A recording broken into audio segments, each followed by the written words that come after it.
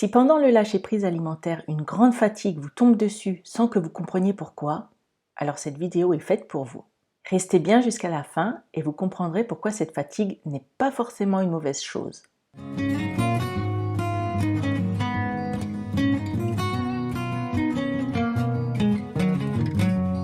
J'ai discuté dernièrement avec une personne qui était tellement fatiguée qu'elle avait peur d'être atteinte d'hypothyroïdie. Moi-même, je me suis carrément demandé à un moment si je ne souffrais pas du syndrome de fatigue chronique ou quelque chose comme ça. Faites évidemment tous les examens médicaux que vous voulez si vous tenez à vous rassurer, mais je voulais juste faire cette vidéo pour vous rassurer un peu et vous dire que cette fatigue, c'est quand même quelque chose d'assez fréquent au cours du rétablissement. Dans ma vidéo Arrêt du sport et rétablissement alimentaire, je parle de la théorie de la migration et j'explique que le corps, souvent quand il est bien nourri, s'imagine être arrivé dans un pays d'abondance où du coup il y a beaucoup de choses à manger et du coup il pense que ça y est, il peut se détendre, donc il se relâche, il se sent en sécurité et c'est pour ça qu'en général il y a une grande fatigue qui lui tombe dessus. Tabitha Farrar parle énormément de ça sur sa chaîne et donc cette fatigue peut vraiment être vue comme quelque chose de bénéfique parce qu'elle est le signe que enfin on se sent en sécurité. Bon, il faut quand même pas s'en faire si on ne la ressent pas, la fatigue. Ça n'arrive pas forcément à tout le monde. Je ne vais pas reparler ici de la théorie de la migration parce que j'en parle déjà dans la vidéo au sujet du sport, mais ce que je veux dire, c'est que le corps désormais ne fonctionne plus sur une énergie de stress. Ne vous en faites pas, il retrouvera plus tard son énergie, mais ça ne sera plus une énergie de stress due au fait qu'il s'imagine qu'il n'y a plus rien à manger dans l'environnement, mais une énergie calme due au fait que vous serez simplement en bonne santé, parce que vous vous serez bien reposé, que votre corps, grâce à la nourriture, aura retrouvé toutes ses forces. Et puis j'aimerais bien aborder dans cette vidéo l'idée que votre corps se trouve en fait en travaux. Il est en train de réparer tous les dommages et blessures que vous vous êtes infligés ces dernières années du fait de vos restrictions caloriques. Il est en train de réparer un métabolisme qui est devenu trop lent, un appareil digestif qui, à force d'être peu nourri, ne travaillait pas à son optimal, des hormones qui ne fonctionnaient plus très bien non plus. Il est en train de bosser pour que les filles qui avaient perdu leurs règles les retrouvent. Il travaille à restaurer votre masse musculaire, votre système nerveux, le bon fonctionnement de vos organes, de votre cerveau.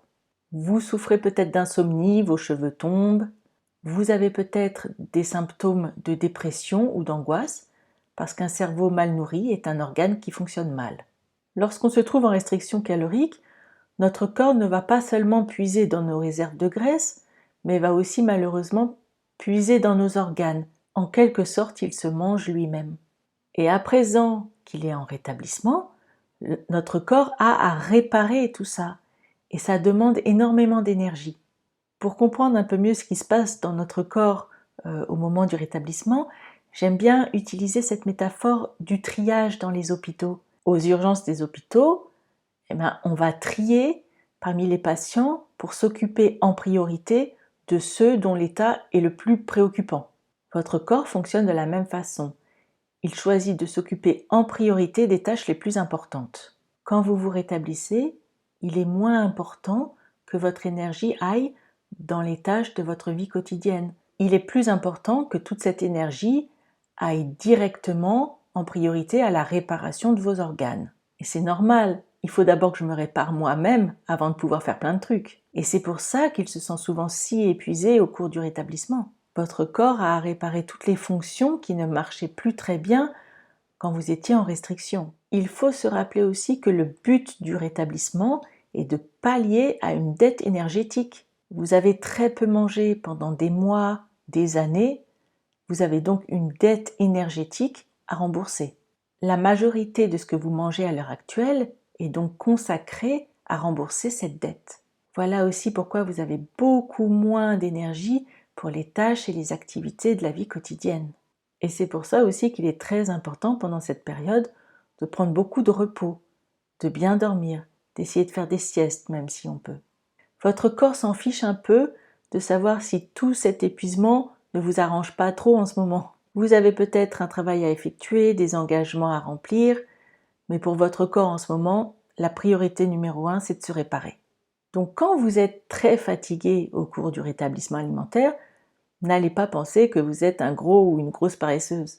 Parce que pendant que vous vous reposez, votre corps travaille très fort. Moi, j'aime bien me dire « Oh, aujourd'hui, je ressens une fatigue extrême. Qu'est-ce que ça doit travailler fort à l'intérieur ?» Si je me repose bien et si je me nourris bien comme mon corps le demande, dans quelques temps, je vais avoir un corps comme neuf. Et je vais être en pleine forme et en pleine santé. Cette grande fatigue qui vous tombe dessus peut donc, vous voyez, être considérée comme quelque chose de bénéfique et ne doit en aucun cas vous décourager. Je vous embrasse, j'espère que ça a aidé.